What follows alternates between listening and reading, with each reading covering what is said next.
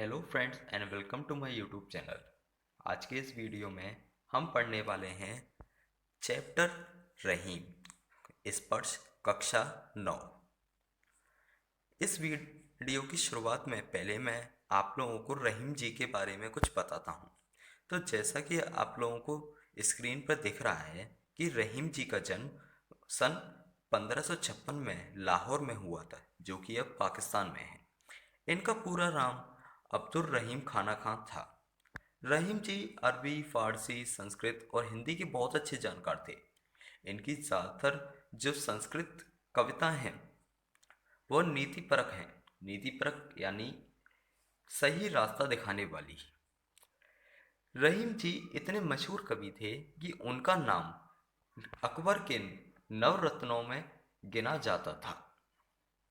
रहीम जी की जो काव्य थी उनका मुख्य विशेष श्रृंगार, नीति और भक्ति है। रहीम जी बहुत लोकप्रिय कवि थे। इनके दोहे बहुत आसानी से याद हो जाते थे। क्या आप लोगों को भी ये लगता है कि इनके दोहे आसानी से याद हो जाते थे? कमेंट करके बताना। इनकी नीतिप्रत दोहे ज़्यादा प्रचलित थे, जैसे कि ये हमें जीवन में होने वाले हमारे डेली जो भी हमारे सामने घटना होती है उनके बारे में जानकारी देते थे कि इनसे हमें कैसे सामना करना है। इनकी जो मुख्य कृतियाँ हैं वो ये हैं: रहीम सतसई, श्रृंगार सतसई, मदनाष्टक रास पंचाधिकाई, रहीम रत्नावली, वर में भास्की, देववरण। ये सभी कृतियाँ रहीम ग्रंथवली में सम्मिलित हैं। अब ये जो पाठ हम यहाँ पे पढ़ेंगे इसके बारे में क्या लिखा है यहाँ पे कि ये जो पाठ है ये भी नीति परत है, यानी हमें सही रास्ता दिखाएगा।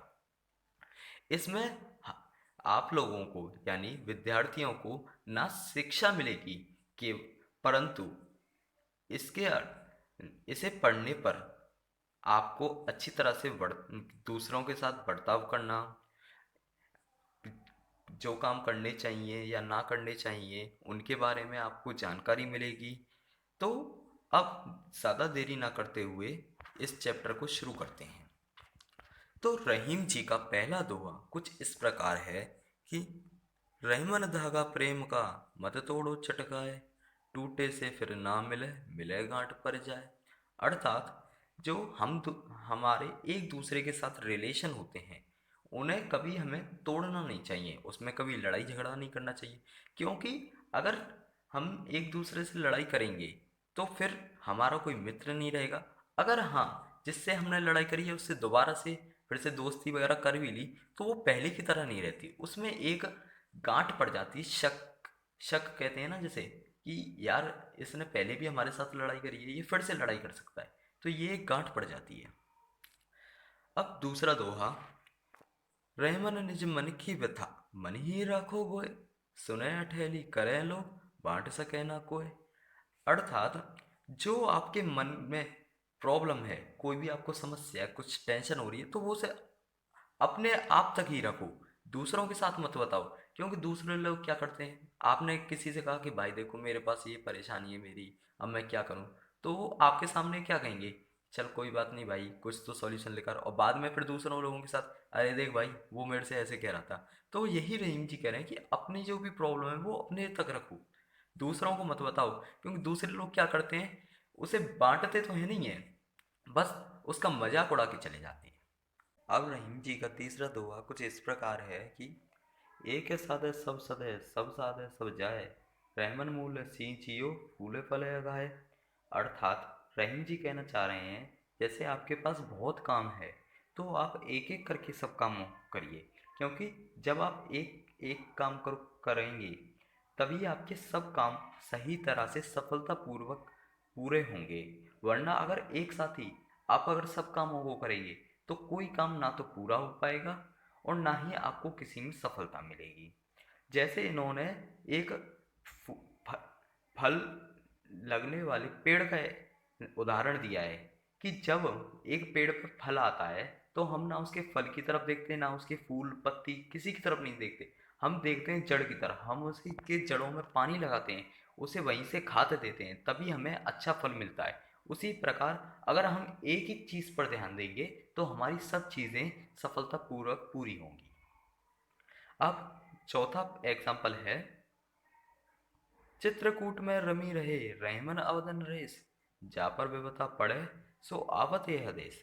तो पहले मैं आपको बता दूं कि चित्रकूट एक बहुत शांत जगह है जहाँ पर रहीम जी वनवास के लिए गए थे। तो इससे ये हमें ये बताने चाह रहे हैं कि जा पर विपदा पड़े सो आवत यह देश, मतलब कि राम जी को मजबूरन, अब ये बताइए, आप अपने घर में रह रहे हो, अगर आप पे कोई प्रॉब्लम आएगी जब भी तो आप दूसरी जगह पे जाओगे।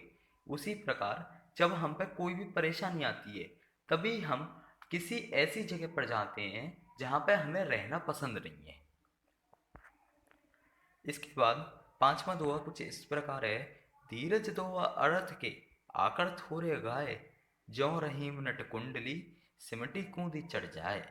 अर्थात कि दोहा कितने छोटे से, अब ये देख लीजिए, आप इतने दोहे लिख रहे हैं आपके सामने, कितने छोटे छोटे से हैं ये दोहे, पर इनका अर्थ कितना बड़ा है। मैंने आपको कितना अर्थ बताया इनका कि कितना बड़ा अर्थ है, जो रहीम जी ने इतना छोटा सा लिख दिया है ये। तो इनके शब्द छोटे होते हैं पर इनका अर्थ बहुत बड़ा होता है। जैसे एक नट नट होता है, जैसे आपने पहले कभी देखे होंगे बचपन में, कुछ लोग सड़क के किनारे ही अपने सर्कस वगैरह सा दिखाते थे कि एक रस्सी बांध लेते थे दो डंडों के बीच में और उस पर चलते थे, कूदते थे, छलांग मारते थे, तो ऐसे दिखाते थे। वो होते हैं नट। तो नट के बारे में ये बताया कि नट इतना बड़ा होता है पर कुंडली मार के अपने शरीर को सिकोड़ लेता है और फिर एकदम कूद के उस रस्सी पे चढ़ जाता है और अलग अलग करतब दिखाता है और हमारा मनोरंजन करता है।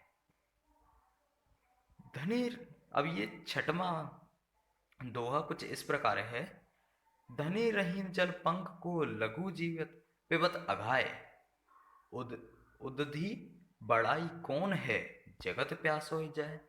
अर्थात रहीम जी कह रहे हैं कि धन्य है वो जल, वो नाली में जो बेकार जल है, नाली में जो कीचड़ का पानी है वो धन्य है, जिसे छोटे छोटे जीव पीकर अपनी प्यास बुझा रहे हैं। पर वो इतना बड़ा समुद्र किस काम का जब वहां पर लोग जाते हैं उसके पास और प्यासे ही वापस आ जाते हैं। इसके हिसाब से रहीम जी हमें ये शिक्षा देना चाह रहे हैं कि आपके बड़े होने से कोई महत्वपूर्ण नहीं है, आप छोटे हो, पर अगर आप दूसरों की मदद कर रहे हो तो आप ही उनके नज़रों में सबसे बड़े हो, ना कि कोई धनवान। अब इसके अगले वाला दोहा कुछ इस प्रकार है कि नाद रजी तन देत मृग नर्दन हेत समेत, ते रहीम पशु से अधिक रिजीव कछु न देत। नाद रजी तन देत मृग, मतलब कि नाद एक टाइप का यंत्र होता है, जैसे आपके आजकल में गिटार फ्लूट वगैरह होती हैं, वैसे ही एक ये होता है। इसे जब शिकारी बजाता है तो इसकी आवाज़ सुन के जो हिरन होता है, मृग होता है, वो घूमता घामता उसे सुनते सुनते आपके पास आ जाता है और शिकारी के पास जैसे ही वो आता है शिकारी उसे मार मार के अपने साथ ले जाता है। तो ये कहना चाह रहे हैं रेमन कि वो एक पशु होकर भी उस संगीत को सुन के इतना मग्न हो जाता है कि वो आपको अपना सब कुछ, अपना शरीर पूरा नर धन हेत समेत, मतलब कि अपना शरीर भी आप के लिए त्याग देता है। ते रहीम पशु से अधिक रिजीव कछु न देत, पर ये इंसान तो ऐसे हैं जो आप पे से सिर्फ लेते ही हैं पर कुछ दे नहीं सकते। अब अगला दोहा कुछ इस प्रकार है कि बिगड़ी बात बने नहीं लाख करो किन कोय, रहमन फाटे दूध को मथे न मक्खन होए। मतलब कि अगर आपकी कोई बात बिगड़ जाए, सपोज कि आपकी किसी पड़ोसी वगैरह से आपकी लड़ाई हो जाए, तो उससे आपकी कभी बन नहीं सकती, चाहे आप कितनी भी लाखों कोशिश कर देना। जैसे दूध फट जाता है, मतलब दूध, पहले आपने सुना होगा कि दूध में खट्टापन आ गया या खराब हो गया, इसे कहते हैं दूध फट गया। पहले कहते थे गांव में लोग कि दूध फट गया। उसे कितना भी आप घुमा लो, कहते हैं कन्फ्यूगेशन करते हैं उसका, तो जिससे मक्खन निकलता है, उस मक्खन से घी और मट्ठा वगैरह होता है, तो उसे कितना भी घुमा लो, कितना भी उसे मथ लो, पर उसमें से कभी मक्खन नहीं निकल सकता। अब आगे पढ़ते हैं। रेमन देखी बड़े न को लगू न दीजिए डारी, यहाँ काम न आवे सुई कहाँ करे तलवारी।